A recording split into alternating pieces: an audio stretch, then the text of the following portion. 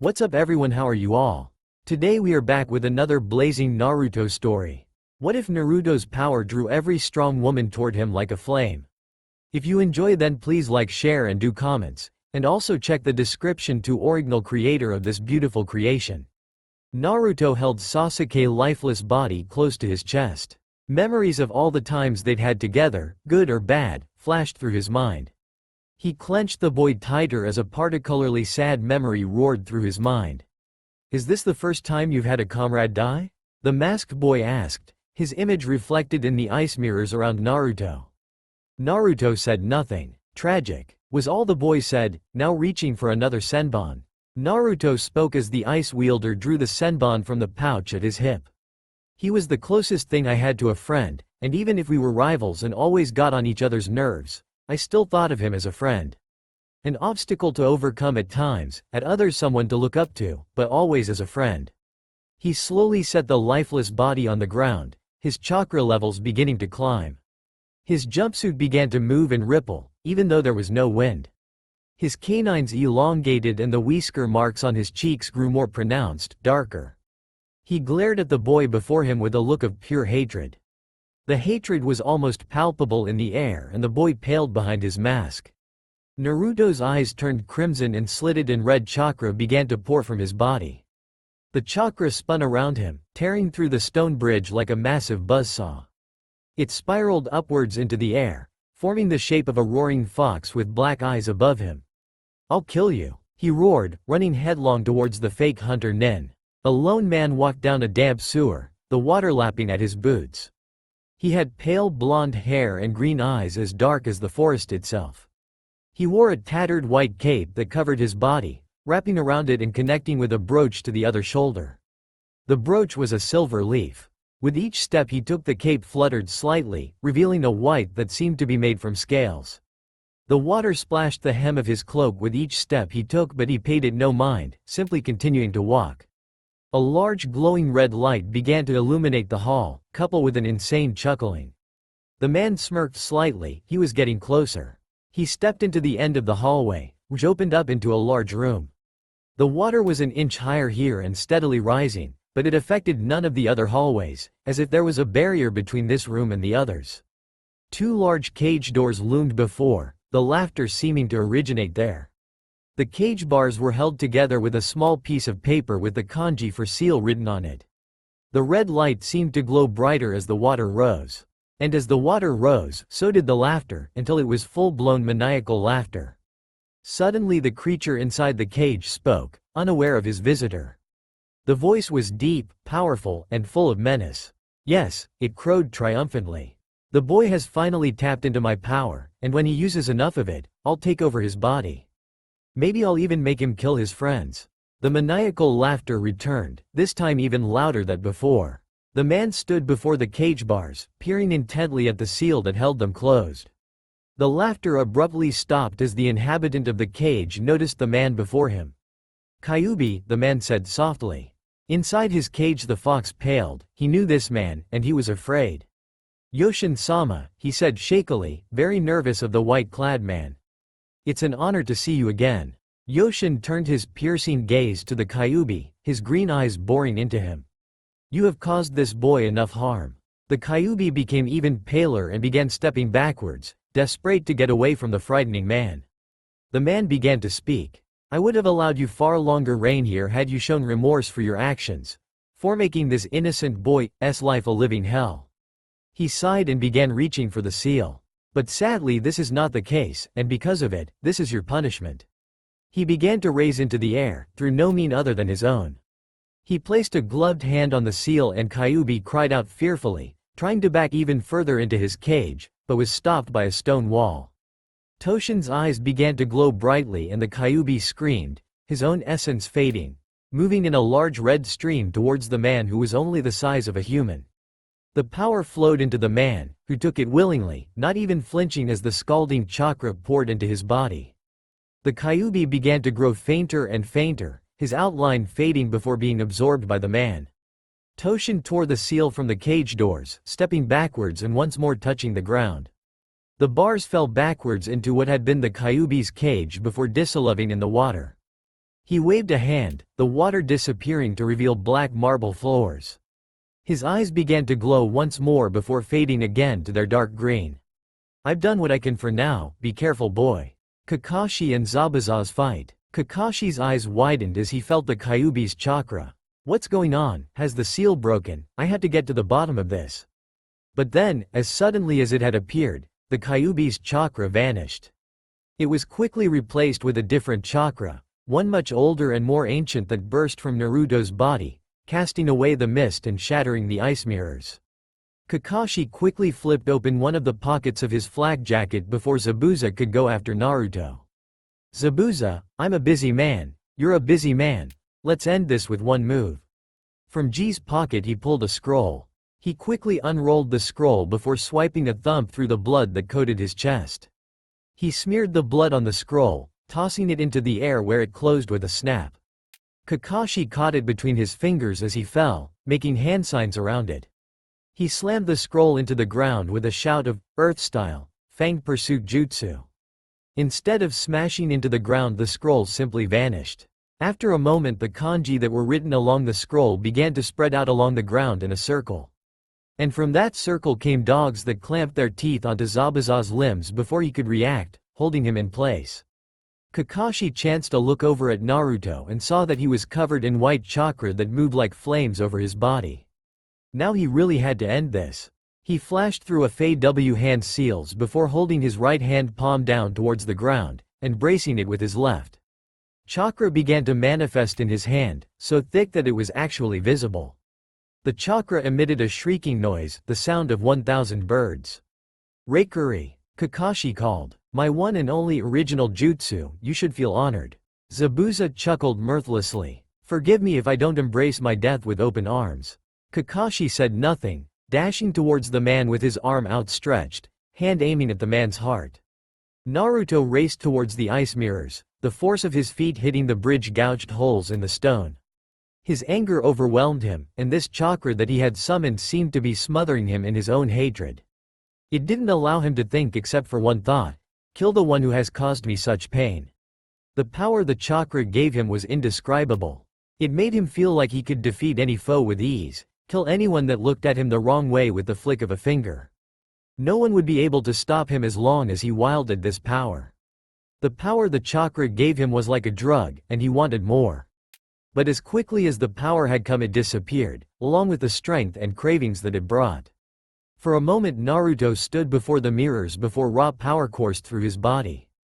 But this power was different from the chakra that had filled his body earlier. This power made him feel truly strong. It made him feel like as long as wielded it he would always be able to protect his allies. And that no matter what he would be able to save his friends should they be in trouble. The chakra pulsed outwards, shattering the ice mirrors. A piece of the mirror spun into the air above Naruto where Haku emerged from it, senbon in hand. He fell downwards, attempting to impale the blonde through the top of the skull. Naruto raised a hand, not even looking upwards.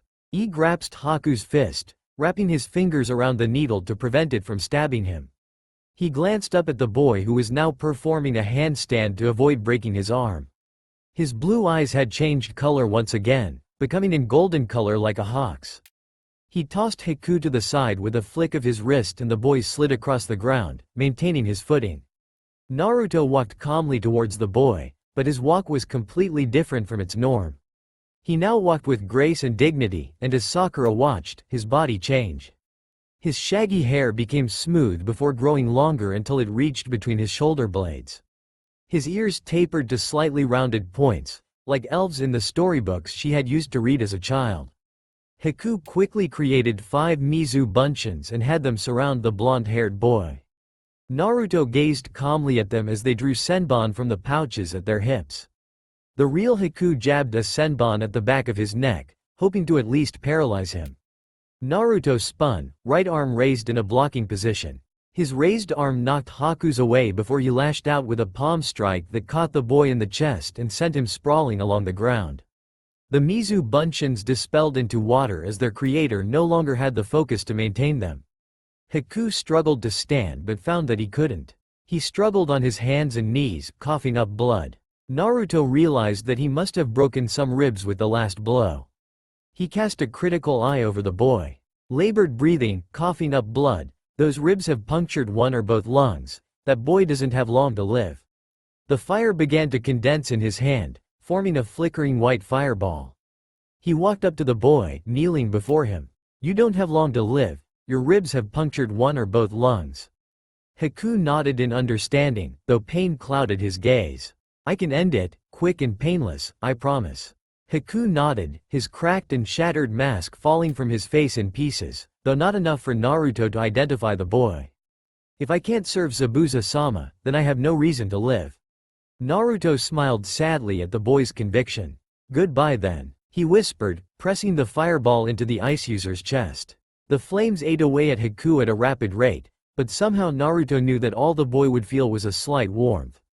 But even as fast as the flames went, they didn't move fast enough to dispose of the face before the last half of the mask fell from the boy's face, revealing a serene expression.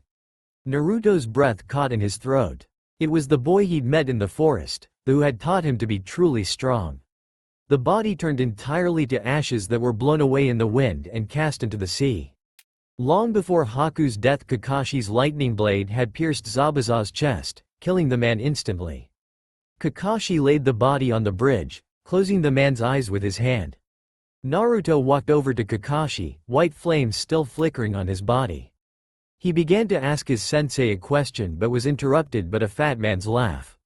Naruto turned to face the sound with a snarl. A small, fat man in a pinstripe suit stood at the end of the bridge leaning on a cane.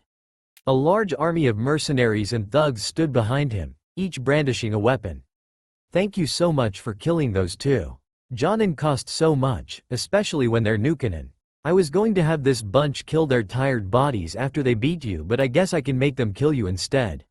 He cackled madly. The sad thing was, with his small voice box it came out sounding more like a squirrel that had sucked down a gallon of helium than an actual laugh. Naruto snarled at the man who was so short and fat it would put the Pillsbury Doughboy to shame. Gatu, he spat. Gatu brandished his cane with a threatening look in his eyes. Though with his diminutive stature it looked more like a squirrel brandishing a toothpick. Naruto's amber eyes glowed slightly brighter and the white fire was back in full force to his body. Naruto took a slow step towards the man, idly moving the two fingers of his left hand like he was twirling an object. As he spoke, fire condensed to the spot before elongating to form a rod about 4 feet long. The rod was black with a sliver serpent dragon wrapping around it and towards the top of the shaft. Though the dragon ended before a head had appeared. Gatu, you sick and twisted man, you have done all this to wave and yet you feel no remorse for your actions. More white fire traveled along the handle before splitting in two as it reached the end and forming the basic outline for a set of dragon's wings. Naruto continually walked towards the Pillsbury Doughboy incarnate, who shrank backwards each time the strange boy got closer, probably expecting to be thrown into the oven and made in croissant biscuits. The fire filled the wings before solidifying, turning them into two black wings, outlined with white. Though by the way their edges gleamed in the light, these were not just wings. Naruto strode towards Gatu's army calmly, though his eyes betrayed the rage he felt. Naruto turned the strange weapon so that the wings pointed down towards the bridge, twirling it calmly. The blades whistled as they turned through the air and fire began to gather at the tip of took the shape of a dragon's open mouth before solidifying into a white skull. Long, curved horns protruded from it, pointing forwards and almost connecting to a point near the ground. Kakashi stood, watching in amazement as a spear appeared from nowhere. He decided to watch his student and jump in if he needed help. Gatu, your crimes cannot go unpunished. I'll end your reign right here. Gatu smirked, running to the back of the band of the mercenaries where he called, "What are you waiting for? Kill him." The mercenaries needed no further incentive and rushed towards the blonde boy. Naruto paused, lowering the spear so that the horns sparked against the ground. He stopped suddenly, resting the horns against the ground. Suddenly he simply disappeared. But it wasn't the normal shinobi shunshin, there wasn't a blur of movement or a swirl of leaves, it was simply that he was then and then he wasn't. There was scream from behind him and the lead mercenary turned to see one of his mercenaries on the ground, the boy standing before him. One of the mercenaries tried to attack Naruto from behind but the boy simply jabbed backwards with the butt of his spear, catching the man in the chest. He quickly spun, smashing the man in the head with the flat of one of the wings. The man crumpled to the ground, instantly unconscious. Naruto raised an eyebrow at the man before him. He turned slowly, holding his arms up in a "come on" gesture. As the mercenaries attacked Naruto, he spun, smacked, pummeled, and curb-stomped with reckless abandon.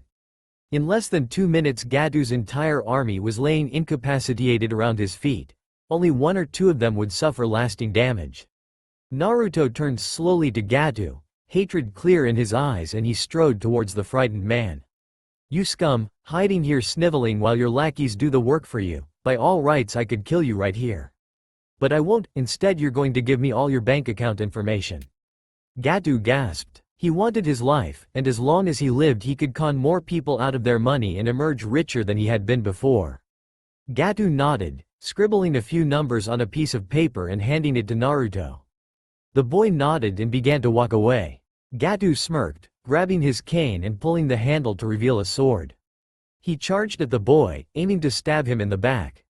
Naruto sighed as he heard the fat man's footsteps behind him. He quickly flipped his spear backwards before grasping the handle with both hands. He plunged backwards as Gatu got within range, hearing a surprised gurgle as the horns pierced the man's chest. He pulled the horns from Gatu's chest, cleaning them off with a handkerchief that he stole from Gatu's suit pocket. "You fool," he muttered, walking towards Sasuke's body. Sakura was already there, Tazuna following her to say the condition of the boy. "You know," the pink-haired girl was saying, "I was always proud of my smarts. It gave me something to be happy about because I wasn't as strong or as dedicated to being a ninja as any of the others. I'll admit that I was just there for Sasuke-kun, and that the true reality of being a ninja didn't ever sink into me. I know Iruka-sensei mentioned a bunch of times, but I was too busy thinking about how to get Sasuke-kun to like me that I never paid attention. I always knew the answers to tests, I always got 100s on them." She hiccuped, trying to hold back the tears that threatened to fall. "One day, there was a test that asked what rule number 27 of shinobi conduct was, and I answered it correctly, just like always. A shinobi must never show their emotions. No matter what the situation, emotions are a liability." She could no longer hold back her tears and they fell freely onto Sasuke's prone body. What kind of monsters are they trying to turn these kids into?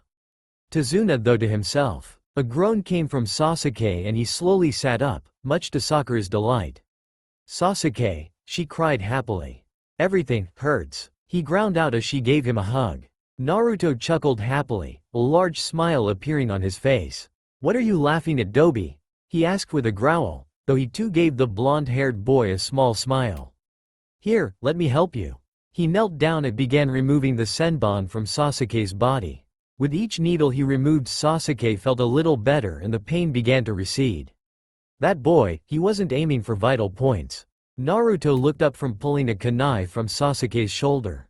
"What?" Sasuke shook his head. "That boy wasn't aiming for vital points. Those senbon were meant to put me in a near-death state like he did with Zabuza." Naruto's eyes widened and his shoulders began to shake slightly. "Then I killed him for no reason." He pulled a needle from Sasuke's throat and the Avenger found it easier to talk. "What do you mean you killed him?" His eyes spotted the spear that Naruto had set down. "And where did you get that spear?" Naruto looked up, smiling sadly. "It's a long story, I'll tell you when we head home." Sasuke nodded. He didn't like being kept in the dark, but it at least seemed that Naruto was going to tell him what happened. Naruto stood up, having finished removing the needles that covered Sasuke's body. He pressed the piece of paper into Tazuna's hand before whispering, "This bridge will bring prosperity to Wave, but this will help move things along a little faster." Tazuna opened his hand to see a piece of paper with Gatu's bank account number and the current balance. Tears came to his eyes. This could help Wave prosper so much quicker. Naruto picked his spear up off the ground. There was a loud roar as Inari's army of villagers poured onto the bridge, only to stop and stare in amazement at Gatu's Enditer army laying unconscious on the bridge, along with the man himself lying dead on the ground. "Inari," Naruto called, motioned for the boy to stand in front of him. A warm smile lit up his face as he stared at the boy in front of him, along with a chuckle as he saw Inari's army gear. "You did well, getting the villagers to come and fight for what they believe in. You have the makings of a good shinobi, should you decide to take that road." He ruffled the boy's hair before walking over to stand with Kakashi and the rest of his team. "Is everyone ready to go?" Kakashi asked. His team nodded and together they set off down the road, back towards Konoha. Inari had tears in his eyes as he watched his Nissan leave. "What should we name the bridge?" Inari asked. Tazuna though for a moment. "How about we name it after the boy who brought peace and prosperity to Wave? The Great Naruto Bridge." Inari smiled happily. "Yeah, I think that's a great name, Granddad." Naruto unlocked the door to his apartment, leaning his spear against the wall before flopping down onto his bed. It had been a long day. They had returned to the village after a 3-day-long trek back from Wave, who he was happy to hear was already flourishing with the completion of the bridge and the money that Gato had stolen from them. He had explained to Sasuke where he had gotten the spear but that he didn't know how he had summoned the white fire that had covered his body, that all he knew was that he felt incredibly angry at Haku for almost killing the Avenger. Then they had reported to the Hokage's office for a debriefing of their mission, where the old man had made Naruto stay after his teammates had left and explain all he had felt when he had used the white chakra, making sure that it wasn't Kyuubi. He sighed, rolling over and punching his pillow into a more comfortable shape before drifting off to sleep. As he did he realized that he had felt quite different from using that white chakra. He could think more clearly and it was as if someone had dulled the pain that the glares and whispers had brought when he had returned to Konoha. Mindscape. Naruto stood in the middle of a large black marble hall. The walls were black marble as well but were covered in white cracks that pulsed a bluish-white color. Naruto raised an eyebrow at the odd settings. This was not his bed. He walked forward, moving towards a white light that seemed to glow at the end of the hallway. His steps echoed loudly off the walls, the white light growing brighter as he neared it. Naruto began to squint at its brightness and when he believed it was too bright to continue to look at the light faded, revealing him in a large room with the same walls and floor as the hallways that he had been passing through earlier. But in this room there were far more veins in the rock and they glowed brighter than the ones in the hallway had, which must have been giving off the large amounts of light that he'd seen. The light they gave off had dimmed enough for him to see clearly without being blinded by it and he cast his eyes around the room, wondering what was so important about this room for there to be so many veins of light here. He noticed a man sitting on a white marble throne that appeared to have been carved seamlessly from the floor as there was no noticeable break from the throne and the floor. The man had pale blonde hair and dark green eyes, but his body was covered by the white cloak he wore. The man smiled upon seeing Naruto enter the room, standing up and walking over to the boy. "Where am I?" Naruto asked the man before him. "You're in your mind, Naruto?" Naruto cast his eyes around the room. "Then where the Kyuubi, shouldn't he be here?" The man chuckled softly and waved an arm through the air. From the ground rose another marble throne which he gestured Naruto to take a seat in. He made a smaller throne for himself, taking a seat before the former Jinchuriki. "The Kyuubi is gone, I took care of him." Naruto raised an eyebrow. "What do you mean you took care of him? Who are you exactly?" The man stood up, bowing before Naruto. "Forgive me, sire, my name is Toshin and I was the Kyuubi's superior. When you summoned his chakra at the bridge in Wave Country he planned to pump more into you that you could handle and take control of your body. I could not let this happen so I traveled here through the spiritual plane which I speak to you about in a moment. The seal that was on the Kyuubi's cage was designed to take his chakra, purify it, and then add it to your already large reserves. I merely sped up the process, absorbing the Kyuubi's chakra." "Why did you call me sire?" Naruto asked. Toshin raised an eyebrow at the question. "Because I have accepted you as my master. You have tapped into my power before with no adverse effects other than your changing features." Naruto's eyes widened as the realization hit him. "So it was your power on the bridge, you're the reason that Kyuubi's chakra disappeared as I fought Haku." The man nodded. "As I said he was planning to control your body once you channeled it, and this was something that I could not allow." "But why me?" Naruto asked. Toshin sat back down on his throne. "Because I have taken an interest in you, Uzumaki Naruto. For 13 years you have held the Kyuubi at bay through the power of your own will. The seal was only designed to drain the Kyuubi's chakra and make him weaker, but it was your will that subjugated him. I've seen how he damaged your life and mind, and made it my duty to repair it." Naruto gestured at the stone around him. "So this was your doing?" he asked. "Only partly, sire, this is how your mind originally looked, But after years of the Kyuubi's dark influence and amplifying the anger you felt towards those around you, your mind turned into a dark sewer. I am merely cleaning the mess he made. Naruto nodded. What about those glowing veins in the walls? Toshin smiled slightly. Those are your chakra pathways, and the reason they glow so brightly is from the amount of chakra you constantly have running through them. They glow white because my chakra is also a part of your chakra pathways. The Kyuubi's chakra forced your chakra from the coils, running his own foul chakra through them and damaging them. My power acts in a different way. It wraps around your coils, amplifying the power of the chakra you already have running through them, as well as giving it the white color. Naruto nodded, taking in all the information he was being given. What of the spear I created? Toshin's eyes seemed to shine and Naruto's spear appeared in his hand. This spear? He asked. When Naruto nodded, he continued. This spear is a manifestation of your desire to help your friends. You needed a weapon and my power formed one for you. What about that spiritual plane you mentioned? Naruto asked. The spiritual plane is known to you mortals as the summoning plane. It is where all the tailed demons traveled to Earth from and is also where the summoned creatures you humans favor reside. Naruto pointed at his spear, which was still in Toshin's hand. What about the spear? Does it have any abilities? Toshin stood before standing up, his throne receding into the stone below him. No, the spear itself does not have any special abilities, but it does when you channel my power into it. Watch. He began to channel his power into the spear. His eyes glowed brightly and his hair and cloak began to ruffle in a non-existent wind. The spear began to flicker, flames appearing on the shaft of it. Toshin began to spin the spear rapidly. The whistle of the metal wings through the air was like a roar in Naruto's ears. Toshin stopped spinning it before quickly jabbing forwards with a cry of "Dragon's Roar." A large ball of white fire burst from the dragon's mouth, crossing the length of the room in the blink of an eye before impacting with the wall. A large crater formed in the wall before quickly sealing itself up. Toshin handed Naruto the spear.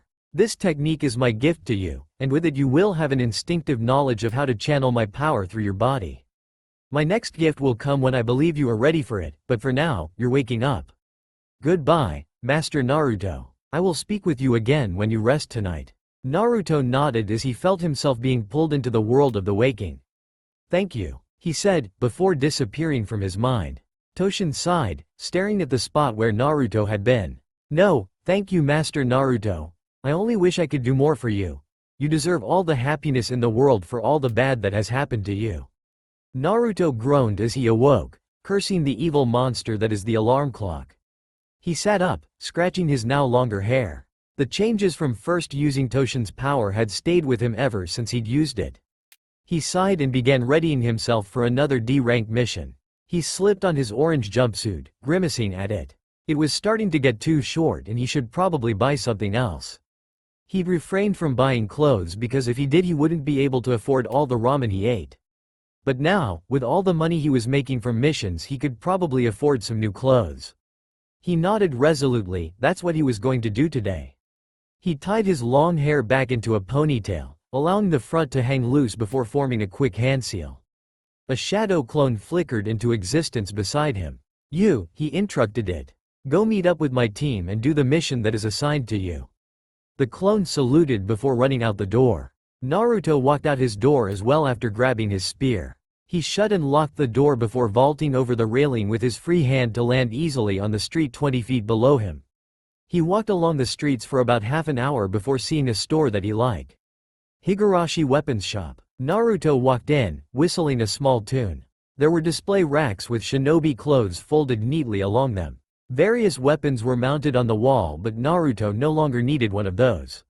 He glanced down at his spear, smiling. He was browsing through the clothes when a bun-haired girl walked out of a back room, where he could hear the sound of a forge.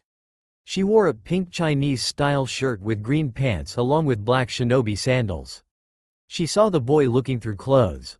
Hi, I'm Higurashi Tenten, how can I help you? Naruto smiled sheepishly at the girl who had come out of the back room. Well, I've really never been clothes shopping before, could you help me out? Tenten eyed the boy in front of her curiously. What do you mean you've never been clothes shopping before? She paused, seeing his jumpsuit. No ninja in their right mind would wear that. Alright, I'll see what I can do for you. Tell me what you want and I'll see if I can find something close to it. Naruto opened his wallet, counting the money with one hand while counting how many articles of clothing he could buy with it at the 4 times inflation. He sighed defeatedly, stepping over to a clothes rack and pulling off a black long-sleeve shirt. The shirt was mostly black but had stylized white flames at the bottoms of each sleeve, but Naruto could tell it was special. Tenten nodded when he gave it to her to ring up. This is a great shirt. The cloth was infused with chakra when it was spun, so if you infuse the shirt with chakra it become like as strong as metal with the flexibility of cloth. That'll be 100 ryu, but are you sure that's all you want? Naruto could only stare in amazement, mouth agape. This store was charging him the actual price of the shirt. If she kept doing that, he'd have enough to buy an actual shinobi outfit. If that's all you're going to charge me, do you have any pants or jackets made of the same material? Tenten eyed him suspiciously, wondering what he meant by, if that's all you're going to charge me. But soon nodded, walking towards the back wall and pulling off a pair of pants along with a flak jacket. Naruto smiled happily, glad that they had them, but at the same time wondering why she didn't quadruple the price. She handed the clothes to him, which consisted of midnight blue shinobi pants along with a gray flak jacket. Go try them on, the changing rooms are back that way, I'll ring them up for you after you know if you like them. She pointed towards a sign that said changing room hung above an entryway onto the back wall. Naruto stepped inside, pulling onto the clothes while readying his hite 8 around his right arm. With it tied around his forehead it looked like it held back his hair, something he did not want. He examined himself in the mirror, before experimentally channeling a bit of chakra into the clothing. The clothing was enshrouded by a faint blue glow that soon faded away. He wrapped the vest, wincing as his knuckles instantly bounced off. He released the chakra and the clothes once again became as hard as cloth. He allowed himself a small smirk before walking back out into the shop, catching sight of Tenten practicing slow katas with his spear in the center of the shop. He gave a small cough and the girl instantly turned around, face red with embarrassment. She quickly gave the spear back to its owner, stammering an apology. Sorry, it just seems so amazing, we don't get many spear users here in Konoha. She trailed off as she caught sight of Naruto's new attire, as well as the ease that he spun the spear around his fingertips. He planted the butt of the spear onto the ground, grinning. It's pretty cool, isn't it? Tenten could only nod, taking in Naruto's new look. His jumpsuit had hidden his true strength with how baggy it was, but these clothes showed off the muscles he had acquired training. Tenten couldn't help staring at how amazing the boy in front of her looked. But she was quickly snapped out of her trance by a hand waving in front of her face. Tenten, you there? She nodded quickly. You know, he said, rubbing the back of his head nervously. I really don't know how to use this spear other than the instincts I had when I first got it, could you teach me? You look like you know a lot about them. Tenten nodded, smiling. I'd be happy to help you, just stop by and tell me when you want to practice. I'm sure it'll be fun. She paused, embarrassed for not knowing the boy's name. Naruto smiled, walking towards the door. Uzumaki Naruto. I'll see you later, Tenten. With that he was gone, disappeared into the ever-present crowds of Konoha. Tenten leaned against the counter, repeating his name to herself. Uzumaki. Naruto. She failed to hear the door behind her open, nor did she see her father come out. Uzumaki Naruto, huh? Tenten jumped, his voice having startled her. The burly man chuckled. He's a good kid. Every time I walk past the training fields he's there, no matter what time of day it is. He doesn't usually notice me though, too busy trying to beat that Uchiha. The elder man had a general distaste for the Uchiha and their bloodline. Tenten shook her head. From what you've told me and what I've seen, I'm sure he can do it. Her father laughed again. With how much that boy trains, I wouldn't be surprised if he's already surpassed his rival. But you have a lot of confidence in him, huh? He asked, nudging his daughter's side. Developing a crush on our blonde ninja, are you? Dad, Tenten cried, shoving her father back towards the forge. Get back where you belong. She sighed. Dirty old man. She could deny her father all she wanted, but she couldn't deny the blush that was still present on her face. Naruto ended up in Training Ground 13 by the end of his wandering. He had been lost in his thoughts, leaving to wonder just how he had gotten there. He sighed, plating his spear into the ground. He formed a familiar cross-shaped hand seal. Kage Bunshin no Jutsu. 200 clones flickered to life all around him, none of them carrying a spear. He frowned, he'd have to remember to hold his spear next time. Shrugging his shoulders, he pulled his spear out from the ground, spinning it once before holding it behind his back, parallel to the ground. He gave a mental command and all the clones rushed forward. Naruto spun, catching a clone as the side of the head with the dragon head at the end of the spear. He lashed backwards, catching another in the stomach. He spun the spear above his head before gripping the shaft of it at the lowest point and swinging the spear. His increased range allowed him to take out the first ring of clones that had encircled him and gave him a little breathing room. He began to spin the spear, slowly at first but picking up speed. White flames began to flicker along it, condensing in the dragon's maw. He thrust the spear forward with a shout of "Dragon's Roar." A large ball of energy shot forth from the dragon's mouth, obliteration 50 of the clones in front of him before impacting against a large tree and leaving a massive crater over 20 feet wide. Naruto smirked, holding the spear in a ready position before dashing into the sea of clones. He lashed out 3 times, each strike connecting with a clone. He spun, releasing his grip on the top half of the spear and allowing the area of the swing to lengthen, taking out multiple clones with the strike. He jabbed once, spun and then cracked a clone between the eyes with the butt of the spear. He resumed, jerked his spear, catching a clone in the chin and sending it into the air. Naruto leapt up after it, smacking it back down to earth with a horizontal slash.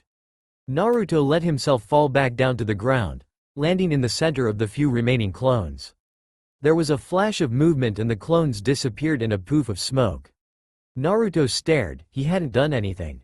He heard a slight ding as something metal hit a rock and looked down, seeing 3 kunai laying on the ground. He picked one up, staring at it quizzically. A small smile graced his face as he saw who'd thrown them. Tenten walked out of the woods, smirking. "Hey Tenten, what are you doing here?" She walked up to him, smiled once, and then swiped her kunai from Naruto's hand. She picked her other 2 off the ground, tossing them into the air when they flipped once before falling point down into the pouch strapped to her leg. "This is my training ground, I use it when no one's around." She pointed towards a row of straw dummies tied to trees. Each of them sported various wounds: missing head, katana slash down the chest, and multiple puncture wounds. "Those are mine." "Ah," said Naruto, nodding. "You're really good with weapons, aren't you?" It wasn't really a question, though he phrased it like one. Tenten nodded. "You don't work in a forge and not learn how to use the weapons you make." Naruto raised an eyebrow. "You made all those weapons in your shop?" he asked. "Well, me and my dad, he almost always works in the forge, I sell the weapons. He sells the stuff personally if it's an important client though, we don't get many of those, given how small our shop is." Her voice took on a tone of sadness as she said it, but she quickly covered it up with a cheerful face. "It doesn't matter though, we get by." Naruto noticed the sadness she hid, but decided not to press her about it. If she wanted him to know about it she wouldn't have covered it up.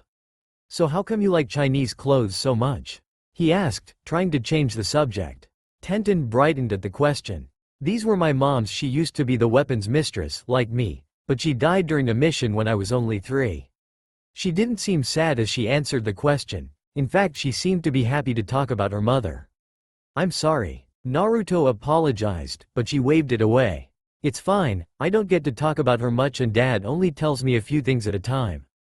Naruto nodded. "It must be nice to have parents," he reasoned. Naruto sat down, leaning against a tree. "So why are you out here, Tenten?" She looked away for a second before saying, "Tell me why you're here first." Naruto shrugged. "Not really sure, I was just wandering around and I ended up here, decided to train a bit." "Now, how come you're out here?" She smiled lightly, as if afraid to ask what she was going to ask. "The Chunin exams are coming up, you know?" Naruto sat up a little straighter. He had heard a few rumors about it since he'd been back but had disregarded them. "And I was wondering if you'd like to train with me to prepare for them." Naruto stood up, smiling. "No problem, Tenten." He glanced upwards, seeing how late it was getting. "Tenten, I'm sorry but I've gotta run. I'll stop by the shop tomorrow, okay?" She nodded and called out after him as he ran off. "Don't forget." He looked over his shoulder, flashing her a quick grin. "Don't worry, I won't forget, I promise." And then he was gone, like he'd never even been at the training field in the first place. She sighed to herself. "You'd better not forget Naruto." Naruto ran towards Ichiraku Ramen, hoping he'd be able to make it in time for the half-price lunch special. He paused, hearing faint shouting. He rounded the corner, seeing Konohamaru being held in the air by a guy in a black ninja suit with kabuki-style face paint. On his back was what looked like a cylinder wrapped in bandages. A blonde-haired girl stood behind him, her hair in 4 pigtails. A large metal instrument was strapped to her back. They each wore headbands signifying they were from Suna. I think I should pound him to teach this kid a lesson about running into people.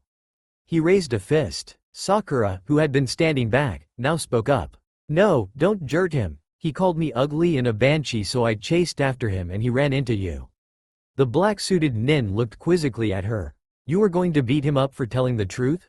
He asked. Sakura fumed but held her ground, knowing that she would be no match for this nin, or any nin for that matter. God, I hate that pink-haired banshee so much. Naruto glared, he had seen enough. He threw the spear, watching the Suna nin's amazed look as a spear suddenly arced out of the sky to land in front of him. Suddenly the spear tip was at his throat. A blonde ninja in black shinobi gear stood in front of him, hair shadowing his eyes. It isn't wise to pick on the village leader's grandson. I don't care if you're here for the exams or not. If I catch you threatening another Konoha nin, I will kill you. He looked up, locking eyes with the nin. His eyes were the color of solid amber and he exuded a kind of strength that Kankuro had never felt before. But still the fool held his ground. He reached behind him with his free hand, attempting to grab the bundle on his back. You little runt, maybe Karasu and I can… His eyes widened as a raspy monotone reached his ears. Kankuro, put the boy down, you don't want to cause an incident. Naruto looked towards where the voice was coming from. A red-headed boy with a large gourd strapped to his back hung upside down from a tree branch. Naruto could feel a great killing intent coming from him. It's not my fault, the kabuki stammered. This kid ran into… Gaara interrupted him. Shut up, or I'll kill you, as could the blonde who carries the spear. You're just too foolish to realize it. Naruto lowered the spear as a swirl of sand appeared next to him, revealing Gaara. I'm sorry for my brother's stupidity, Kankuro, he snapped, his voice for once taking on a tone. Set the boy down. Naruto grinned. You're taking the Chunin exams, right? He asked. Gaara nodded. Good, I look forward to fighting you, I'm sure it'll be fun. Gaara simply stared blankly at the term before saying, I look forward to fighting you as well. Sabaku no Gaara, he said. Uzumaki Naruto. Gaara nodded, walking away with his teammates. That was way cool, boss. Konohamaru said. Where'd you learn how to do that? Naruto shrugged. Practice, I guess. Suddenly a pebble came flying at Gaara. Sand came out of the gourd, catching the rock in midair. Naruto and Gaara both turned to see who had thrown the pebble. One of them bored, the other one dumbstruck by the boy's idiocy. Sasuke sat up in a tree, tossing another pebble in his hand. His Sharingan blazed to life as he crushed the rock in his hand with an unnecessary show of force.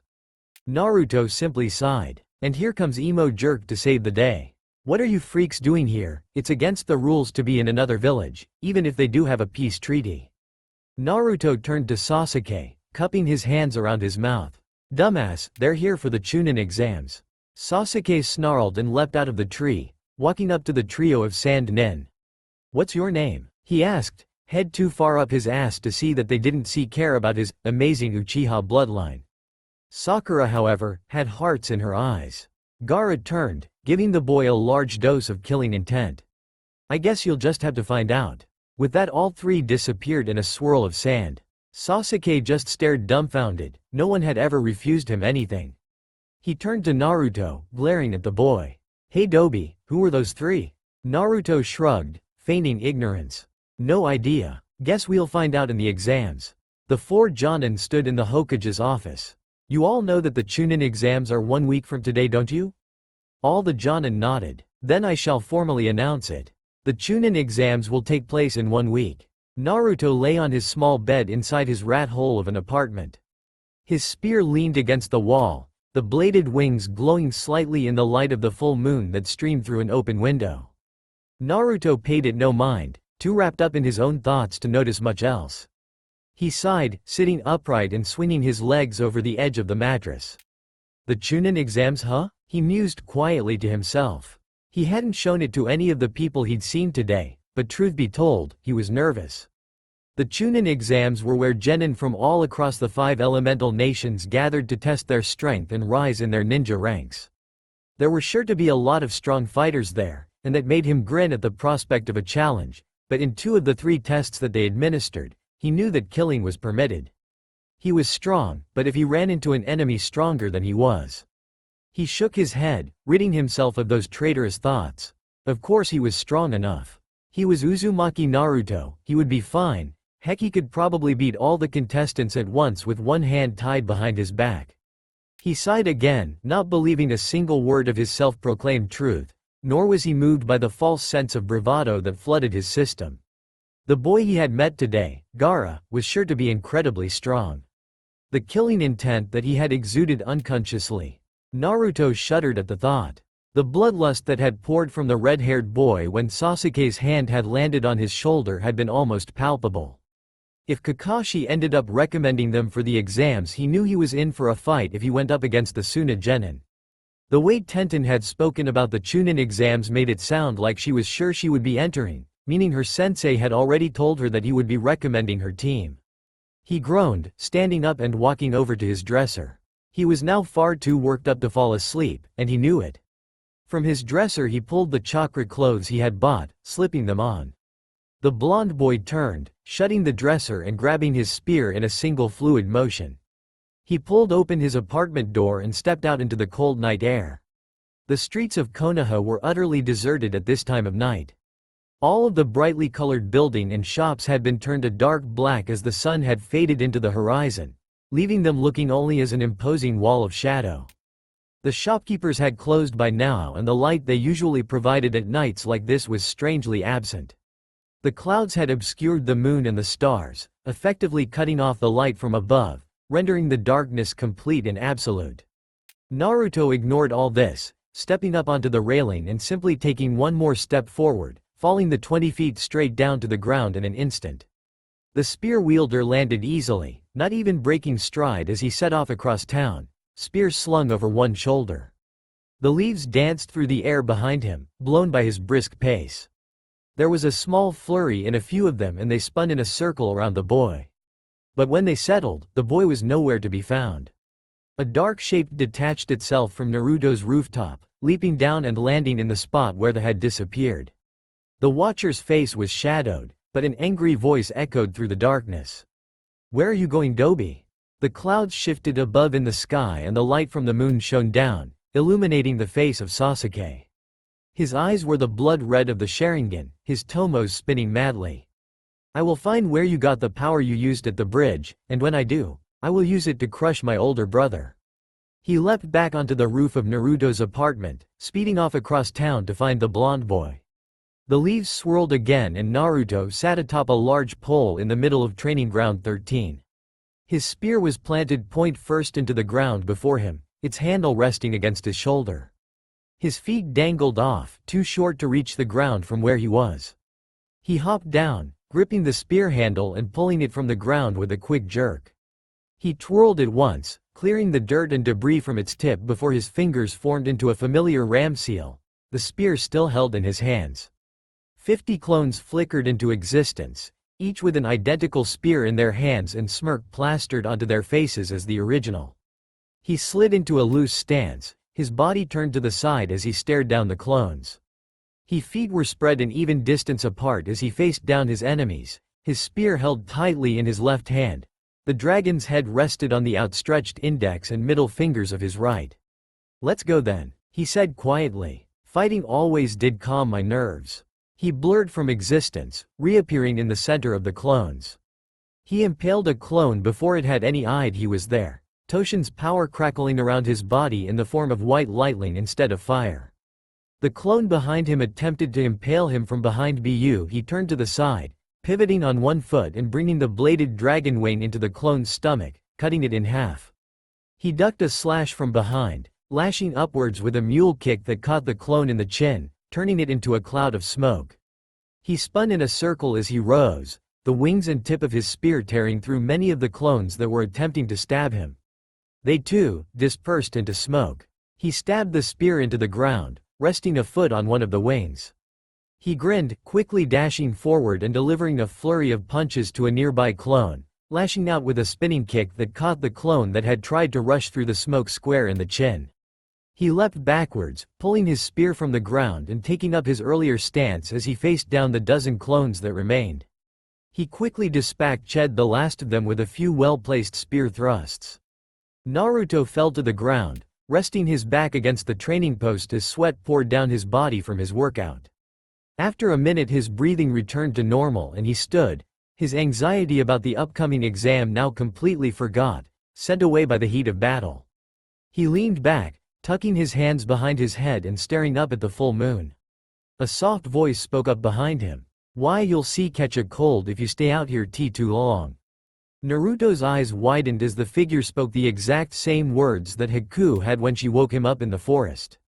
He shook his head, clearing away those lingering memories of someone that knew the pain and loneliness that he had. He stood up, grabbing his spear as he did so. He turned slowly. "What are you doing here, Hinata?" The girl gave a small eep and hid behind one of the training posts. Naruto sighed. "Come out, Hinata, I know you're there." The indigo-haired girl slowly crept out from behind the training post, her fingers pushing nervously together. She was silent as she looked down at the ground, hiding her white eyes. "What are you doing here, Hinata?" he asked again, not unkindly. I like to watch the moon." She lied. Naruto was fooled for a moment. Hinata never had been a very good liar, NPT that he had talked to her much when they were in the academy. She was always so shy. "She came here to watch you hatchling," echoed Toshin's voices in his head. Naruto shrugged. "Don't answer then, it makes no difference to me." He turned to walk away. Hinata's hand reached out, as if to grab him before he left, but stopped halfway through the motion. "Naruto-kun, wait," she cried out. He slowly turned back to her. She began to fidget again, poking her index fingers and staring down at the ground again. Naruto frowned and he moved forwards, closing the distance between them in a single step. He gripped her hands, placing them at her sides. Hinata gasped at the contact and still refused to look up at the boy in front of her, knowing that if she did she would faint from his closeness. Naruto sighed again, he seemed to be doing that a lot these days. He crouched down, tilting his head up so he could look her in the eyes. "What is it, Hinata?" Hinata suddenly found her mouth very dry. Naruto-kun was trying to get her to talk to him. Summoning all the courage she had, she managed to form a few words. "Will why your team BB in the C Chunin exams?" Naruto nodded and stood. "Probably, it's really all up to Kakashi-sensei though, you know?" Hinata nodded. She managed to say a few more words, though she noticed it was starting to get a bit easier to talk to Naruto this time. How do why you think you'll do?" Naruto glanced up at the sky for a long moment before he finally answered.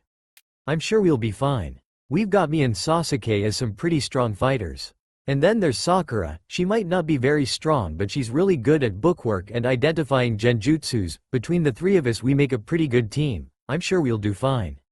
He saw her nervousness and stopped, mistaking it for anxiety over the coming exam. "I'm sure you and your team will do fine as well. Your team is set up a lot like ours. Shino and Kiba are your attackers.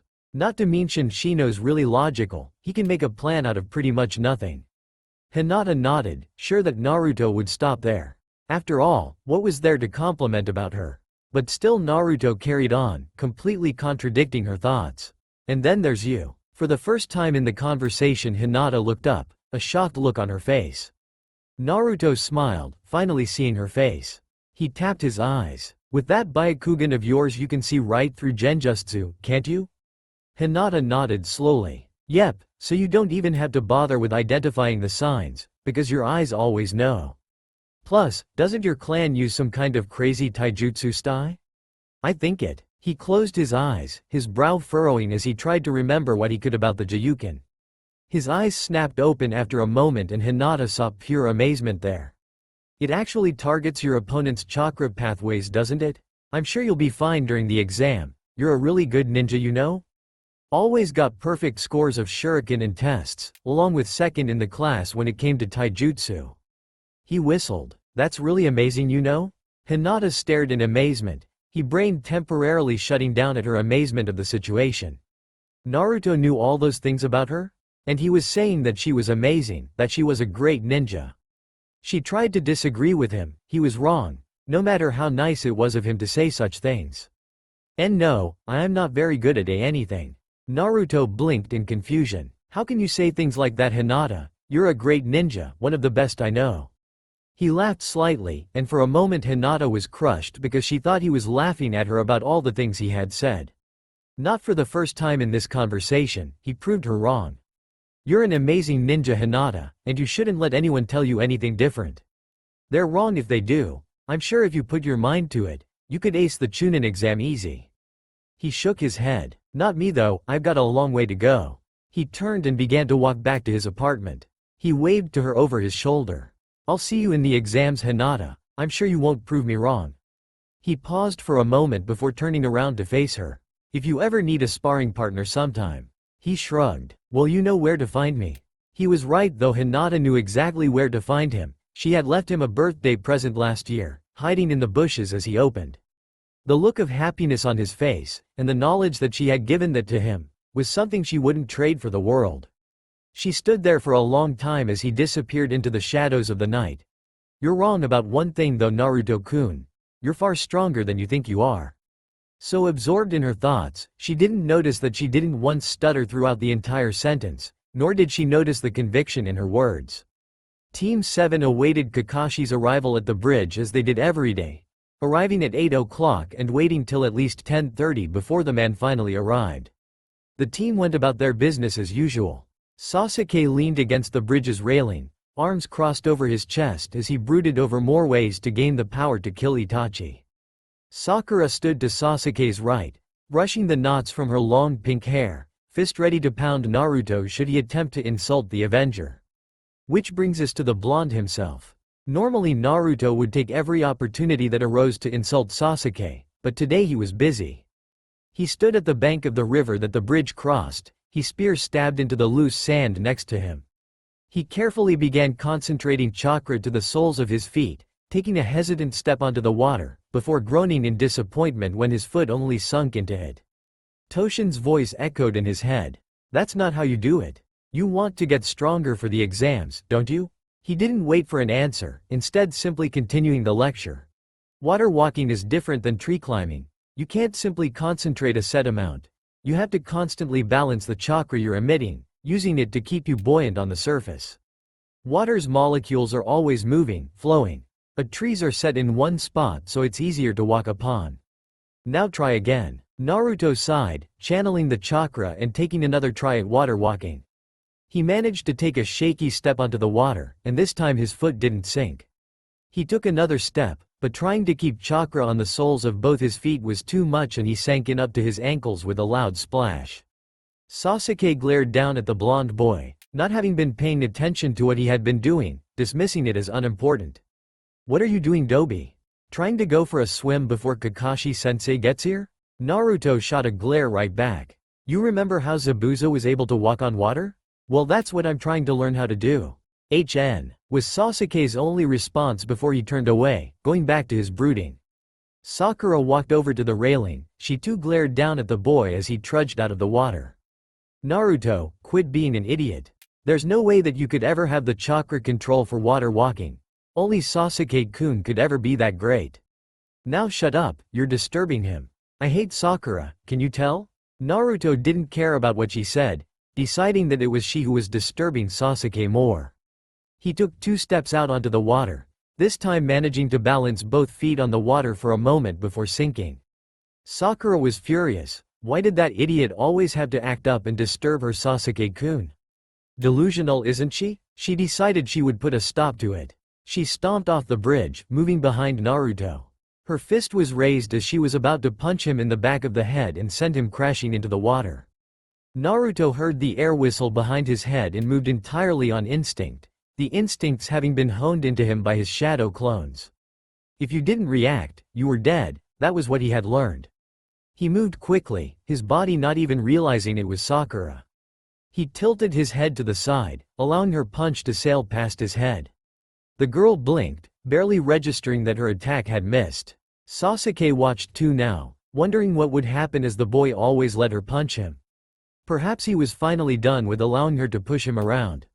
That rose Sasuke's respect for the boy a few notches. In the instant all this happened, Naruto's hands shot up, grabbing her by the arm before she could pull back her fist. He hurled her over his shoulder, sending her crashing into the water. Sakura let out a loud whoosh as the air was evacuated from her lungs. Naruto's body was moving purely on reflex now, there was no way to stop it. He let go of the girl's arm, kicking out with a foot and freeing his spear from the sand. He grabbed it as it spun in midair, pointing the dragon's horns downwards towards her throat. Naruto blinked, suddenly regaining control over his body. "Sorry Sakura-chan, you startled me." He lowered the spear, stabbing it back into the riverbank. Sakura got up, forking air back into our lungs. "Naruto, you freak," she screamed, stomping off back towards her house to change clothes. They had another hour before Kakashi arrived. Naruto clutched his heart as she walked away. That had actually hurt. She had shot him down many times before, but then he was only playing around to get her attention. But never had it hurt like this. He sighed and went back to water walking, trying to block out all thoughts of the pink-haired girl. Sasuke smiled as Sakura left, or at least smiled as much as someone like Sasuke can. "Naruto." Naruto immediately looked up from where he was beginning to try and walk on the water again. Sasuke had never called him by his name before. "Yeah, Sasuke?" Naruto asked. Sasuke had called him by his real name. He figured that the dark-haired boy deserved the same. "Why are you training so much? Is it the exams that are coming up?" Naruto nodded and Sasuke smirked. "Like any amount of training could ever possibly help someone as hopeless as you," he said. Sasuke's respect for the blonde had risen a couple notches, but that didn't mean his thoughts of him had completely changed. "Why you?" Naruto shouted, leaping up from the water and onto the bridge. He threw a punch at the Avenger, but Sasuke caught it easily, leaping backwards. He smirked again in that oh-so-annoying way of his. "Well, what do you know, the Dobi has some skill." Naruto growled, ready to throw another punch and now regretting that he had left his spear down on the riverbank. Sasuke held up his hands, the smirk fading from his face. "Easy, easy, I was just kidding." Naruto blinked owlishly, staring in amazement. "Are you serious? The great Uchiha Sasuke just deemed me worthy to mess with?" Sasuke only stared back, not saying a word. It was after a moment of silence that he spoke again. "Do you think we'll be admitted to the exams?" he asked. Naruto laughed slightly in disbelief. "Are you kidding me? It's a sure thing. I mean, didn't we just complete an A-rank and possibly S-rank mission? There's no way that Kakashi-sensei wouldn't recommend us." Sasuke nodded. "But how do you think we'll actually do?" Naruto thought for a moment before sighing and running a hand through his hair. "To be honest, I have no idea. If the Chunin exams are team exercises like most everything else we do, I'm sure we'll be fine, but Sakura, I'm just not sure. She has virtually no taijutsu, or genjutsu, and the only ninjutsu she knows are the bunshin, henge, and kawarimi, all of those only academy-level techniques." He shook his head. "She won't be able to take care of the weakest enemy there unless she trains like crazy before the exams actually start. She's a fangirl through and through." Sasuke nodded, knowing everything that Naruto had said was true. "And what do you think we should do about it? There's only a couple days until the exam starts. There's nothing we can do right now. We don't have the time to train her to even become a slightly competent kunoichi. With Sakura the way she is now, there's no way she can pass." Naruto's eyes suddenly brightened as he got an idea. After the exams, or in a few days if we don't get to take them, he saw Sasuke glared at those words and shot an even look back. "It's always a possibility, Sasuke, but if we have time, we can take her to Tenten." "Who's Tenten?" the Sharingan wielder asked. "She's a girl I met a few days ago when I was shopping for new clothes." He tugged at the shirt and pants. "Her and her family owns their own weapons shop, though they sell shinobi gear too. She's amazing with weapons and really knows what it takes to be a true kunoichi. She knows the risks it involves, and takes it seriously." He laughed a bit. "Not like your fangirls at all, huh?" Sasuke raised his eyes to the sky, as if praising Kami for this gift. There was a large poof of smoke before them, effectively cutting off all conversation that might have been said. Kakashi crouched on the bridge's railing, porn held in one hand, the other waved at them. His visible eye was closed in what looked like a smile. "Yo!" There was silence for a moment and Kakashi opened the eye, not hearing Sakura's usual banshee scream. "Where's Sakura?" he asked, confused. Sakura was always the first one there. At that moment Sakura came running up, panting for breath. She now wore a red dress that looked exactly like the one she had been wearing, but dry. "Sorry I'm late, Kakashi-sensei, someone." Here she shot a pointed glare in Naruto direction. The blonde whistled innocently and looked away. "Threw me into the river and I had to go change because I was all wet." If Kakashi cared enough, he would have rolled his eyes about Sakura's amount of care for her looks. Anyway, Kakashi continued, completely disregarding Sakura's comment. "I've come to tell you all that I've decided to recommend Team 7 for the Chunin exams." If Naruto's grin at the news had been any wider, it most likely would have split his face in two. "Alright," he screamed excitedly. Sasuke only smirked proudly, as if he'd been sure of their recommendation the entire time, though the tinges of a true smile threatened to push through. Sakura, for the most part, simply looked like she was going to be sick. Kakashi pulled 3 slips of white paper from his Jonin vest and handed one to each of the genin. "Now, I want you guys to show up at the academy tomorrow at 2 p.m. That's where the first part of the exams will be held. Those of you that don't want to go don't have to. You can simply wait 6 months for the next Chunin exams." Naruto's eyes narrowed slightly. From what he'd heard, this was a team test. What Kakashi-sensei was saying now contradicted almost everything he'd heard about them. Kakashi continued on, oblivious to Naruto's thoughts. "I'll meet whoever comes at the double doors to the academy at 1:45. He gave them all another glance. "I hope I'll see you all there. Good luck, and train hard." Kakashi was oddly serious as he spoke these words, as serious as he had been when he had fought Zabuza. Team 7 all unconsciously stood straighter and Kakashi gave a slight, imperceptible nod. His team would do fine. With that he vanished in a leaf shunshin, leaving them all to ponder the information he had given them. Naruto turned to Sasuke, his grin only having lessened slightly. "So Sasuke, you gonna back out?" Sasuke only turned away, looking back at the blonde over his shoulder as he headed towards the Uchiha compound for some last-minute training to sharpen skills dulled by D-rank mission. "Not on your life, Dobi." Naruto's grin only got wider. "Good, because you're one of the ones I want to fight the most." Sasuke only gave a small "HN" and turned away. When he was sure he had walked a good distance away, he broke into a small ghost of a smile. It passed so quick that many would think it had been a trick of the light, but it had been there. "You've become very interesting, Dobi. I think I want to fight you too." Sakura only trailed after Sasuke like a lost puppy, once again asking him to go on a date with her. Naruto sighed as he watched Sakura chase after Sasuke again. Not a clue in the world what it meant to be a real kunoichi. He had hoped that their experiences with Zabuza might have shown her that being a ninja wasn't just fun and games, but it seemed that he had been wrong. Without a backwards glance he hopped off the bridge, landed directly on the water, and walked ashore. He was so caught up in his thoughts that he didn't realize he had done walking perfectly, even if only for a few steps.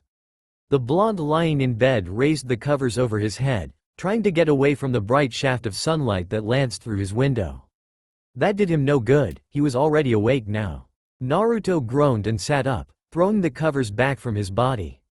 He shook his messy hair into place, not bothering to tie it back like he usually did. He stood slowly, blinking the sleep from his eyes as he groggily made his way towards the bathroom of his small apartment. He turned the water on, splashing it into his face to wake himself up. As his vision cleared of the water, a pair of cracked cerulean eyes stared back at him from the shattered mirror. He glared at himself in the mirror, holding up a chunk of his long hair. "I can't have this for the exams," he said. "It'll only become a distraction."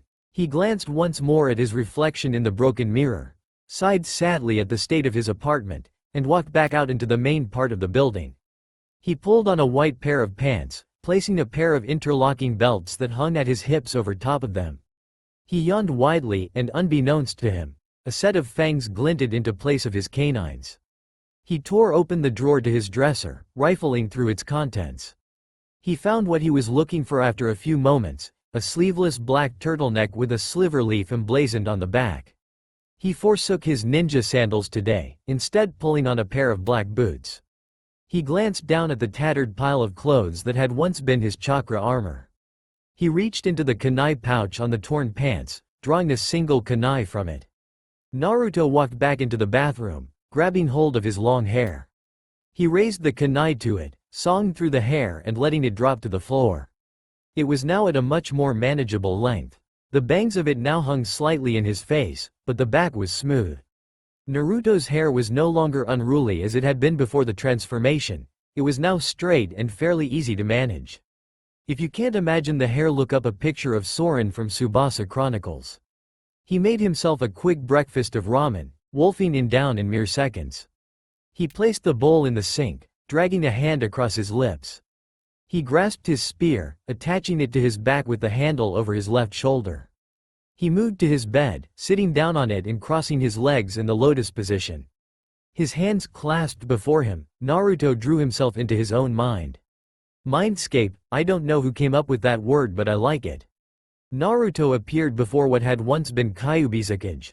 The entire area was empty. Toshin, you here? He called, his voice echoed loudly through the marble pathways. The sound of footsteps reached him, and Toshin stepped out of the shadows at the back of what had been the cell.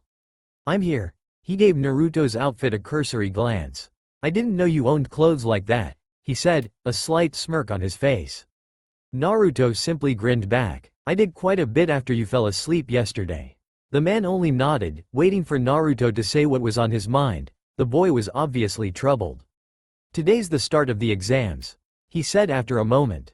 Toshin only nodded, a signal that Naruto should continue. Naruto began, but stopped, looking down at his feet. I'm actually really nervous, Toshin, he said quietly. So many things are changing around me. It's like the world is spinning faster and faster, and things are happening so quickly that all I can do is wait for it to stop. A concerned look flashed across Toshin's face. What's wrong, Naruto? What's going on? He asked, stepping forward and placing a hand on the boy's shoulder. Naruto still didn't look up from the ground. Everything has changed, Naruto said quietly. The people I hated in the academy are people I have to entrust my life to in these exams. People I'm not even sure I really trust. Sasuke stopped Haku from killing me, but yesterday he acted so strangely. It was like he valued as we talked, he had a strange look in his eyes, like greed. Naruto raised his head and gestured around him. And all this glow, this brightness. It's everything my mind should be, it's inviting to me, in ways that the sewers weren't. But this white chakra that I have, it's like flames and lightning all in one, and I can't help but think that I'm not strong enough to control that much power. I never hang out with any of my friends from the academy days. Shikamaru, Kiba, and Choji are always off on missions. Everything that should stay the same is changing. His voice began to rise in volume. And the things that should have changed. He stopped. Some things are exactly the way they were. Things that should have changed haven't. People still see me as the Kyuubi, even though he's dead now. Naruto, Toshin said, there are some things that will never change. The ignorance of people and stupidity of humans, and maybe even the ideas of the villagers. You just have to accept that this is the way that things will be and that they will never change, because that is the way of things. That is the way of people and of your race as a whole. Humans delude themselves. Their entire perception of reality is based on what they perceive as truth. The human race's concept of things has been skewed in ways that can never be mended. Naruto, this is the way things are, and sometimes, he clenched Naruto's shoulder hard, making sure the boy was listening. Sometimes, there are things that you just can't change, no matter how hard you try. He turned and began to step back into the shadows. Please Naruto, remember that. Naruto sighed, the mindscape melting down around him to reveal his apartment. He uncrossed his legs and stood up, even though he had spent over 15 minutes talking to Toshin. Only a few seconds passed out here. He pulled open the door but stopped dead in his tracks. The air outside was cold, frigid even. Something landed on Naruto's head, melting into water. What the hell? Naruto muttered, looking up. All around him snow was falling, pure white snow. What in the world is going on? He stepped back inside, grabbing a large black cloak from on top of his dresser. He pulled the cloak over his shoulders, buckling the two black belts that wrapped around the raised neck. Vincent, yay! He stepped back outside, the cold unable to break through his thick cloak. He jumped off the railing and down the 20 feet to the street below, landing and falling into a relaxed pace almost instantly. He headed towards the center of town, hoping to find the source of this snow there. As he began to get closer to the Hokage Tower, and the academy where the exams were being held today, the snowstorm intensified in strength, buffeting him with winds from nowhere and strong flurries of ice and sleet.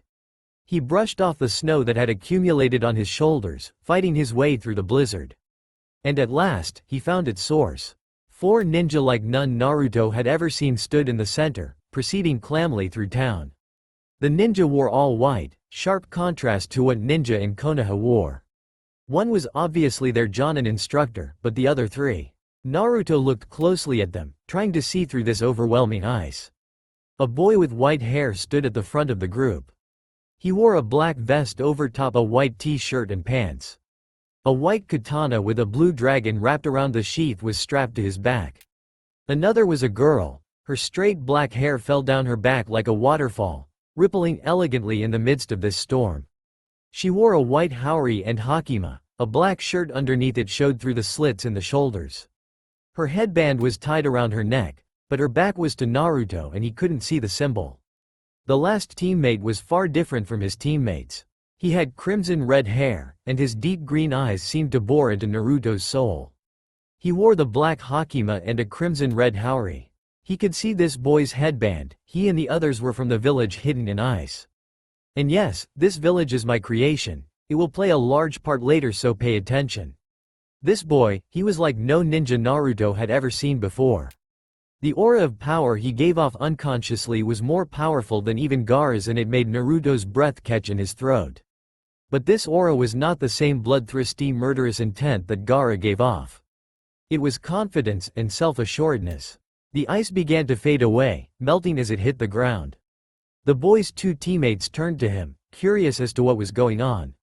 The boy stepped towards Naruto, his footsteps slow and measured. He stood before Naruto, the ice and snow now completely gone from the air. The boy's eyes roved over Naruto, sizing him up. After a moment he held out a hand, and when he spoke his voice was smooth, yet carried an undeniable undertone of power. I'm Takahata Ryu. I apologize for the blizzard I had created, but it is not so much of a problem in Ashogakure.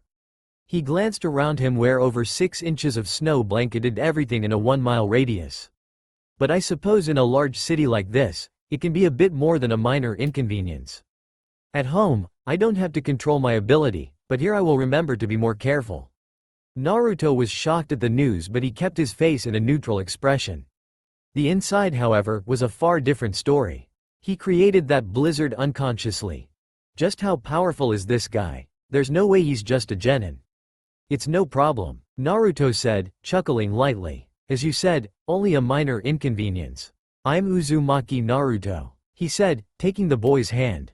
Uzumaki Naruto. Ryu repeated slowly, committing the name to memory. I look forward to fighting you in the Chunin selection exams. Your team is Enter, correct? He asked. Naruto nodded, ending the handshake. They are. I look forward to a fight with you. If this is your power unconsciously, I like to see what you can do when you focus. Naruto grinned widely. Ryu smiled as well. As you wish. I don't know much about this test, but I presume it is fairly hard. Please do not fail before we get a chance to fight each other. Naruto's grin only widened. Of course not. The boy's teammates were studying nearby, impatiently waiting for him to move along. Ryu saw them out of the corner of his eye and gave them an almost imperceptible nod. It's time for me to go, but my challenge still stands. I look forward to fighting you, Uzumaki Naruto. Naruto nodded. I won't miss it, he promised. The boy smiled a bit wider and went back to his teammates. Naruto headed towards the academy, leaping over the rooftops with ease now that the snowstorm was gone. His boots left imprints in the crisp snow, but he didn't falter or slide like he would have in sandals. He leapt down from the buildings, landing at the entrance to the academy grounds. His teammates were already waiting for him. Sasuke was leaning against the stone wall, while Sakura was pacing back and forth like a sick puppy. Sasuke smirked when he saw Naruto and his new look. Why are you so late, Dobi? Get caught up fixing your hair. Naruto simply shot an icy glare at him. Fuck off, Sasuke. We can't waste time and energy fighting when we don't even know what we have ahead of us. Sakura stared at him, mouth open as if he'd just called Kami a retard. Naruto, how dare you tell Sasuke what to do? Naruto turned away from Sasuke. his eyes locking onto hers with such intensity that she actually took a few steps back. "Sakura, shut up," he said coolly, his voice never changing. "Let's just get inside, we can decide what to do after that." He walked past them, his earlier good cheer seemed like it had never happened. He pushed open the academy doors and blinked in surprise. "Kakashi-sensei, since when are you actually on time for something?"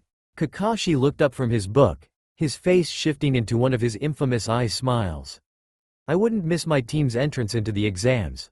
It's a good thing you all showed up too."